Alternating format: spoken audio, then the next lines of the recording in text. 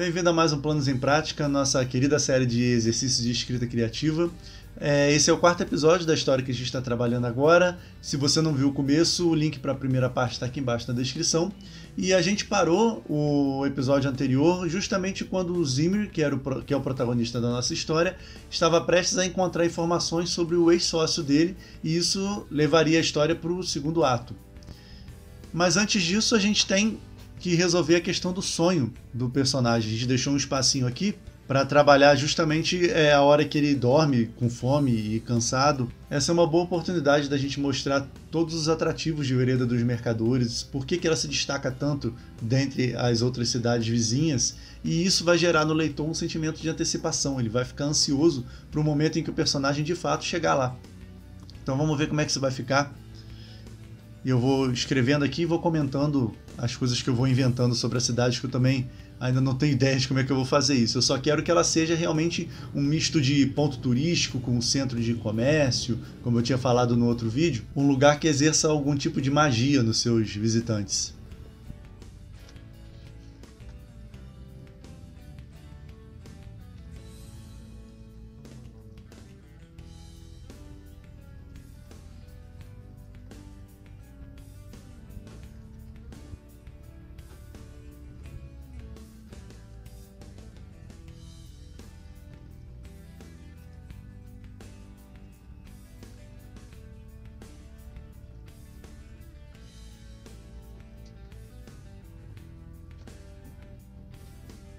Por enquanto eu trabalhei a transição do personagem para esse sonho e eu decidi deixar claro para o leitor que o personagem estava sonhando desde o início, para não criar nenhum tipo de confusão e porque a história não se beneficiaria disso de qualquer forma. Então, desde o início dessa narrativa eu vou deixar claro para o leitor que o personagem está realmente sonhando. Então ficou assim: o cansaço venceu a fome e ele adormeceu.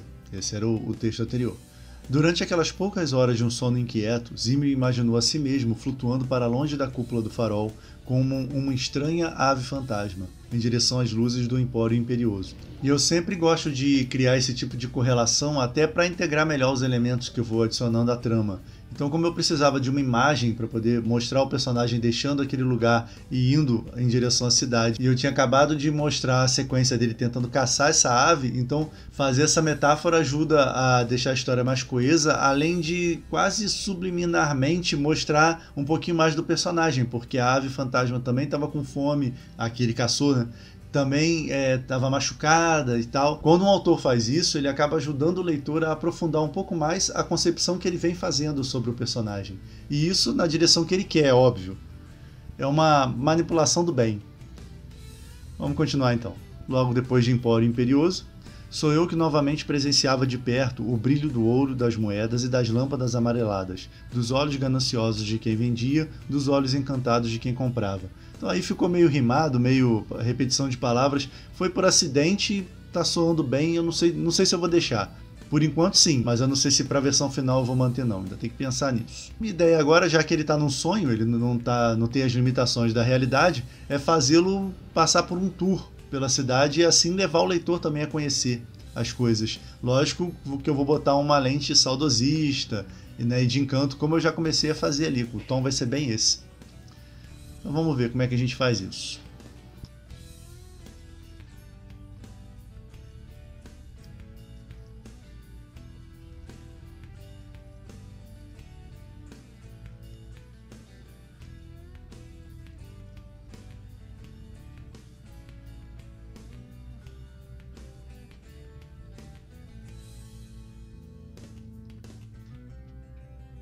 Então eu fiz assim: de braços abertos, planou até o parque de cabrioletes, entrou na fila e pagou com dinheiro imaginário por uma cobiçada vaga no percurso, uma excursão de 24 horas ininterruptas que incluía, e aí eu vou enumerar as coisas que dá para fazer na cidade nesse tal do percurso.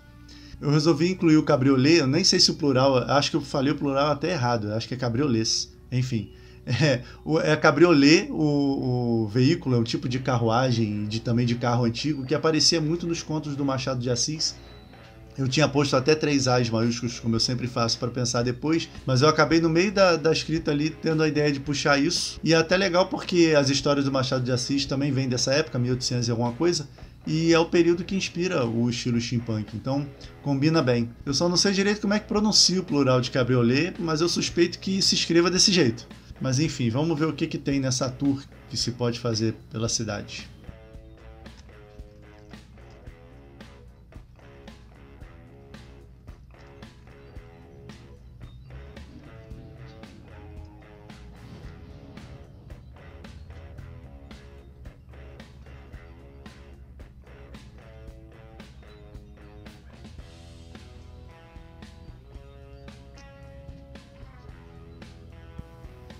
Fui colocando aqui as coisas conforme vieram na minha cabeça e no final eu acho que até ficou interessante. De braços abertos, planou até o parque de cabriolês, entrou na fila e pagou com dinheiro imaginário por uma cobiçada vaga no percurso, uma excursão de 24 horas ininterruptas, que incluía visitas ao Teatro Real, a incrível oficina de chapéus do Sr. Franco Viagem, a praça de esculturas dançarinas e o show de molas e luzes valvuladas.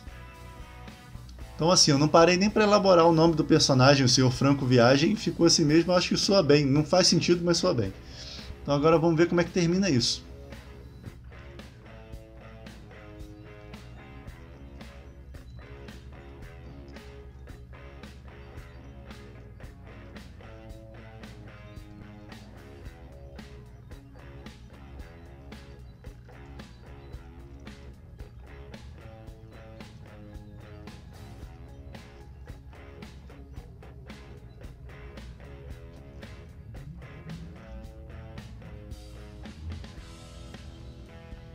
Terminou o passeio com uma cerimônia ao redor da grande engrenagem, uma peça feita de bronze em proporções descomunais que, dizia o guia paramentado de mais de 2 metros de altura, era a única remanescente do grande mecanismo, a primeira máquina em torno da qual toda a cidade foi construída.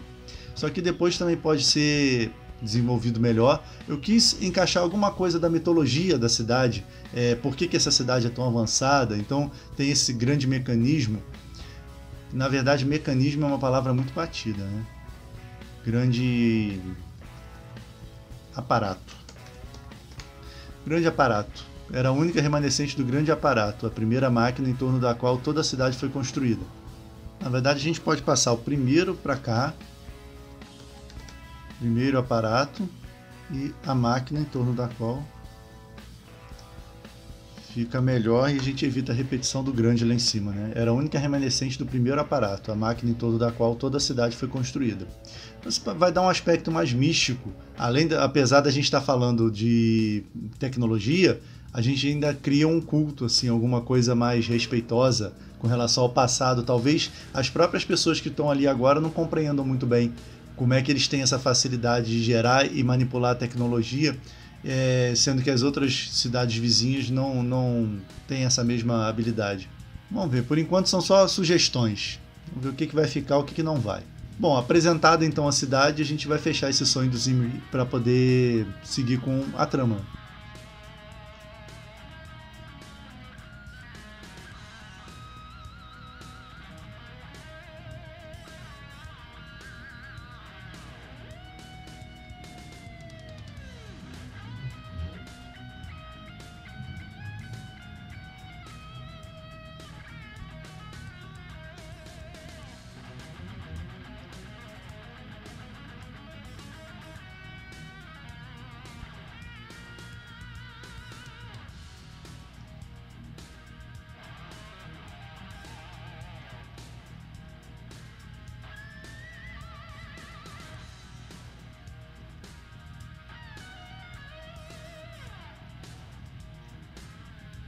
Pronto.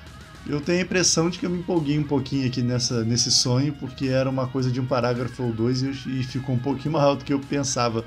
Mas, como eu tinha dito antes, eu estava disposto a registrar o que estava vindo na minha cabeça. Depois a gente tira o que estiver sobrando. Então, ali depois da descrição do primeiro aparato, no meio da explicação, a explicação do guia, Zimri foi transportado para uma das plataformas de embarque e desembarque que fronteiravam o Empório Imperioso. As peças publicitárias gabavam-se do poder sem igual de vereda dos mercadores em cativar irremediavelmente seus visitantes. Um pôster famoso, espalhado pelas cidades vizinhas, mostrava uma daquelas plataformas e dizia que era impossível visitá-la e não encontrar, ao menos, uma pessoa enxugando os olhos ao se dar conta de que era hora de ir. Completamente imerso naquela reconstrução realizada pelo próprio subconsciente, Zimri percebeu que naquela noite era um deles. Aí eu tinha acrescentado um Zimri aqui, mas realmente não precisa. Despertou a tempo de ver a manhã nublada começar a tomar forma, e aí a gente tem uma descrição horrível do lugar, né, da praia. Suas águas preguiçosas e viscosas pareciam algo vivo, contorcendo-se de dor à aproximação de cada onda. Isso é até legal porque gera um contraste bom entre o esplendor que ele estava vendo no sonho dele da cidade. Né? Beleza. Com certeza tem algumas pendências ali em cima para a gente resolver, mas eu não vou mexer nisso agora. O próximo passo tem uma usina de alguma coisa aqui, mas isso é irrelevante. Quando eu tiver a ideia eu venho para pôr. Mas o próximo passo mesmo é seguir com a trama. Agora ele vai descer do farol e vai encontrar um cartaz, e nesse cartaz vai estar a informação que a gente precisa para continuar.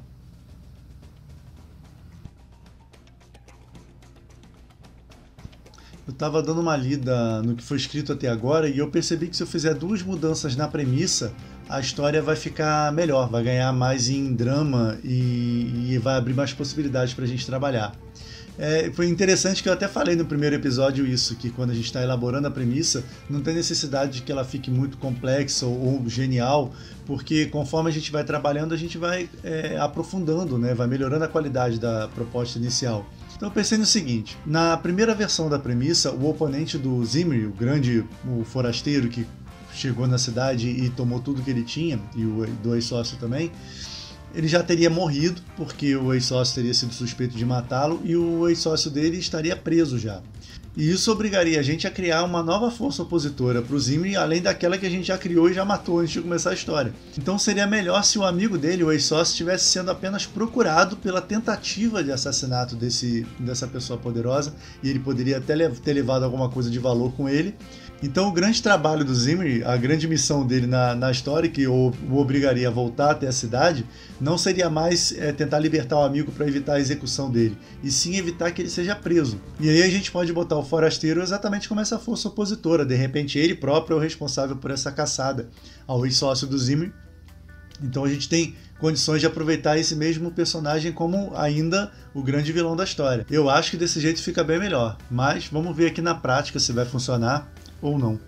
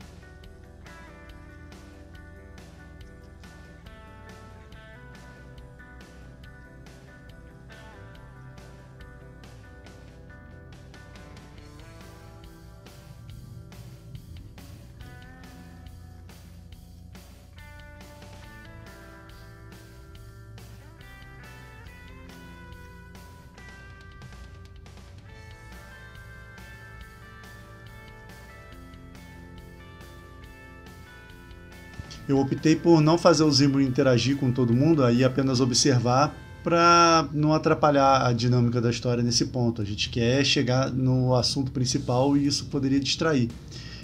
Não dei nome também para esses personagens que aparecem, eu vou separar apenas um para interagir com ele para poder ficar mais enxuta essa parte. Então ficou assim. Desceu e confirmou sua suspeita ao avistar o cartaz, preso de qualquer jeito por cima dos mais antigos, já desbotados e rasgados. Só existiam 2 possibilidades para seu conteúdo. Estavam anunciando uma nova lei ou colocando um prêmio pela cabeça de alguém. E eu quero aproveitar isso tudo para poder estabelecer realmente a relação das pessoas de dentro com as pessoas de fora. De repente eu até chamo assim durante a história, né? Os de dentro e os de fora. Julgando as expressões dos miseráveis e as palavras que trocavam ao se afastarem, deduziu que tratava-se da segunda. Ah, mas eu vou ficar de olho, eu pego ele, você vai ver, prometeu um homem de rosto largo e macilento, esfregando as mãos sujas. Você vai morrer, respondeu outro mais jovem, as bochechas afundadas por conta da extrema magreza. Ali está dizendo que ele é perigoso. E vocês acham que ele vai vir para cá? O larápio deve ter amigos lá dentro. Era comerciante, cheio de dinheiro. Ponderou uma senhora, a voz trêmula quase incompreensível. Zimri ficou um tempo apenas ouvindo sem se aproximar. Então assim a gente estabelece um monte de coisa pela perspectiva de quem está de fora. Depois a gente vai complementar com uma reflexão do Zimri. Inclusive eu vou fazer uma ligação aqui, ó. Quase incompreensível para Zimri, que ficou um tempo apenas ouvindo sem se aproximar.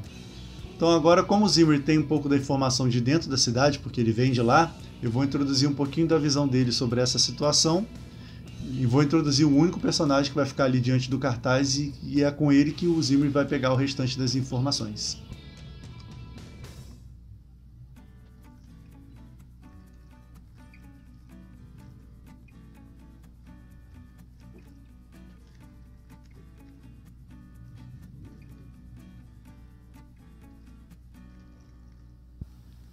Na parte central da cidade, notícias como aquela se espalhavam pelos aparelhos de radiotransmissão. Contudo, ao longo dos arredores cinzentos, as coisas funcionavam de outra forma. Eu poderia falar só rádio ou qualquer outra coisa assim, mas é para dar aquele toque de coisa antiga que a gente está tentando acentuar sempre que possível durante a história.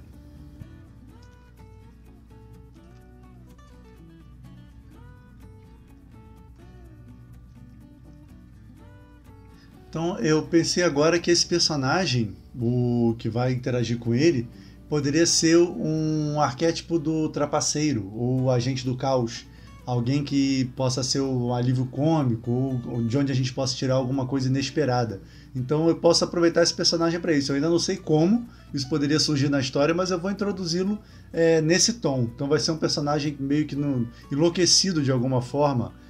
E depois a gente pode ver se ele se encaixa de alguma maneira na trama. E aí, como todo bom agente do caos, ele pode ser tanto a solução para alguma enrascada que o Zimri se meter daqui para frente, como pode ser um problema também que vai aparecer quando a gente precisar enfatizar mais o conflito da história. Então vamos trabalhar então esse personagem. A gente precisa de um nome interessante para ele, um nome engraçado. E como a gente já usou os cabriolês lá em cima, que eu ainda pensei nos contos do Machado de Assis, então o nome do personagem vai ser Bagatela. Porque num conto do Machado de Assis ele usa esse apelido para uma menina que chama Gabriela. Acho que é Gabriela. Então aqui a gente vai usar para um personagem masculino. Então vai ser mais uma citação.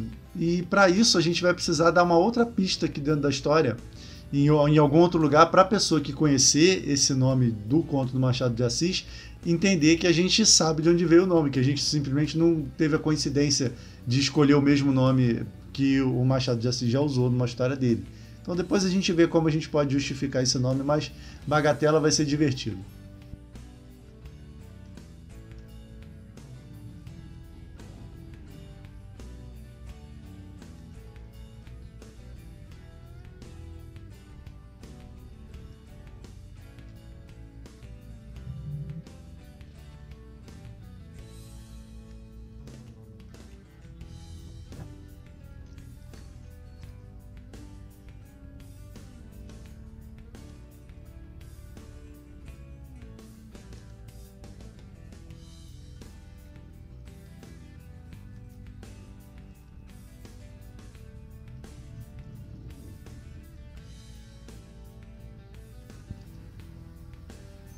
Bom, vou ler aqui uma história de origem para o Bagatela, do jeito como eu fui pensando. Não sei se tem alguma incoerência aqui ou se tem alguma coisa muito maluca, mas em princípio é isso. Bagatela trabalhava no Empório como intérprete, antes de ter o cérebro derretido pelo uso em excesso de conversores linguísticos. Isso aqui eu já falei quando eu estava trabalhando das Irmãs Pug. A vantagem de uma história em estilo steampunk é isso: você tira uma máquina da manga e justifica uma consequência, uma situação.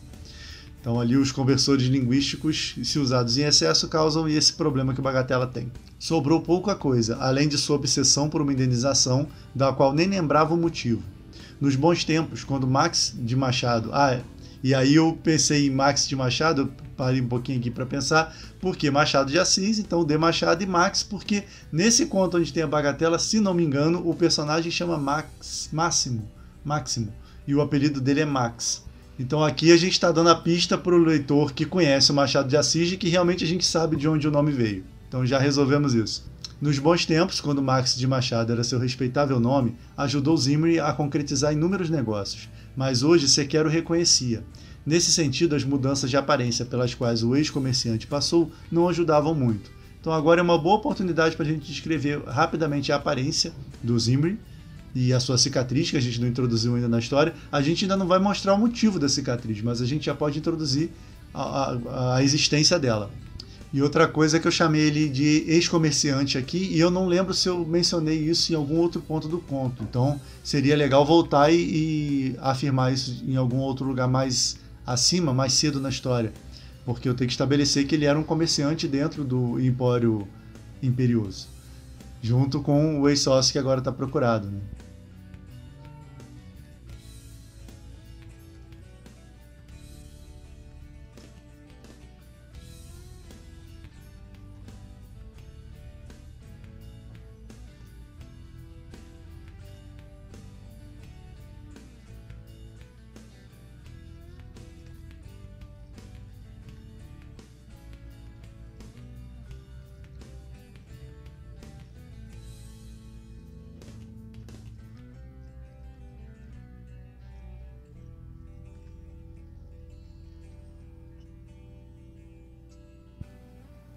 Então aqui é uma breve descrição da aparência do Zimri. Eu fui olhando ali a imagem dele para pegar bem a referência e ficou assim. Os cabelos, antes bem cortados e hidratados com caros óleos essenciais, agora desciam, descoloridos e regulares pelas costas. O rosto, mais bronzeado e com vincos aprofundados, ganhara uma cicatriz que corria em diagonal do início da testa até a mandíbula, atravessando a sobrancelha e a pálpebra, que jamais voltaria a se abrir novamente. Aqui eu tenho que, outro que ali, muito que fica ruim. O que eu vou botar aqui? Atravessando a sobrancelha e a pálpebra entreaberta para sempre. Na imagem ele está com o olho meio apertado por conta da cicatriz, então ele não precisa ser cego. Então vamos botar agora o Bagatela para fazer alguma coisa. Em princípio não muito, porque a gente está só introduzindo o personagem, mas já demonstrando um pouquinho de como ele é.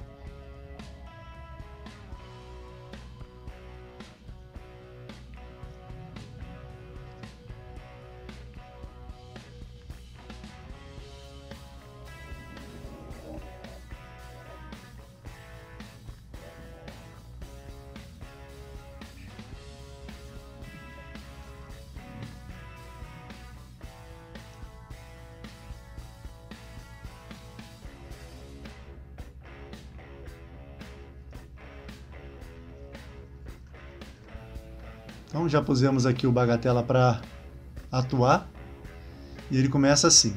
Sabe quem é ele? Perguntou Bagatela, pressionando o dedo fino no rodapé do cartaz. Zimri apenas encarou o rosto do ex-sócio pintado diante de si. Pois é, eu também não sei, e pouco importa. Está escrito aqui que ele tentou matar o safado do... A gente tem que ver o nome pro grande vilão da história, o forasteiro que tirou tudo dos dois. Que todos esses malditos comerciantes gananciosos se matem, é o que desejo. De súbito, seu rosto se iluminou e ele exibiu os dentes apodrecidos em um largo sorriso. Quando pegarem ele, eu vou na execução. Ah, se eu vou. Não devia querer ir, mas eu vou. Quem sabe não consigo uma chance de receber minha indenização. Então a gente vai usar essa questão da indenização como marca para pontuar os diálogos e as motivações do personagem. E o lance dele ter trabalhado ajudando os comerciantes a fechar os negócios lá na cidade pode muito bem justificar o apelido de Bagatela. A gente ainda pode ver isso mais para frente, pode fazer sentido ele se chamar assim.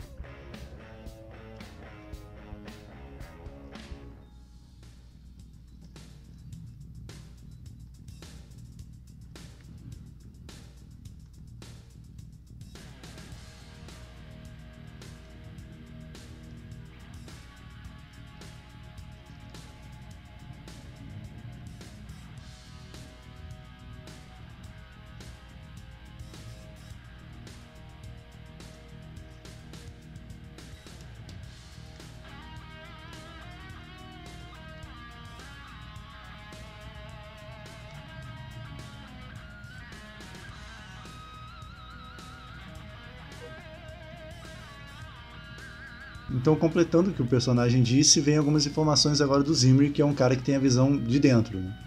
A única ocasião em que permitiam pessoas como eles na cidade era para assistir às execuções realizadas em um espaço isolado, especialmente designado para isso. Zimri sabia muito bem o porquê. Era para manter a sensação de medo sempre presente, a sensação de que, a qualquer momento, poderia ser um deles. Essas visitas ocasionais ao centro de vereda dos mercadores, banhadas a sangue, humilhação e horror, eram uma estratégia para afastá-los definitivamente. Então, tem umas coisinhas para acertar nessa frase, mas isso serve para dois propósitos. Primeiro, para enfatizar ainda mais o contraste entre o sonho que o Zimri teve como uma pessoa que morou em Vereda dos Mercadores e agora mostrando que as coisas, como sempre, nunca são tão bonitas quanto parecem à primeira vista. E segundo, para estabelecer o perigo que o personagem corre caso ele seja pego pelos poderosos. Então, para isso que servem essas informações aí. Então, seguindo, Zimri afastou-se sem se despedir. Não que Bagatella tivesse percebido ou desse alguma importância para isso. Mais uma vez frisando a questão dele dele ser meio lunático, né? O ex-comerciante precisava de um momento para compreender o que estava sentindo. Havia trabalhado duro para se livrar do desejo por vingança, que certamente consumiria sua sanidade até o fim. Lamentava que seu velho amigo não tivesse feito o mesmo. E é aí que a gente vai mergulhar, então, no que aconteceu no passado, na vida dos dois como comerciantes no Empório, e a chegada desse forasteiro, em que contexto que se deu esse duelo, a humilhação deles e a perda dos dois, e que fez o Zimri se isolar nesse velho farol, e fez o ex-sócio fugir e no futuro tentar assassinar o causador de todo o problema. Vamos vendo o que isso vai dar. Agora a gente já está no segundo ato e é hora da gente acertar os pormenores para fazer a trama funcionar. Mas isso tudo vai ficar para o próximo episódio. E enquanto isso, se você ainda não viu, aqui do lado tem a playlist com todos os exercícios já realizados. Aqui embaixo na descrição tem o link para nossas redes sociais e para o nosso site. Era isso para o vídeo de hoje. Abraços e até a próxima.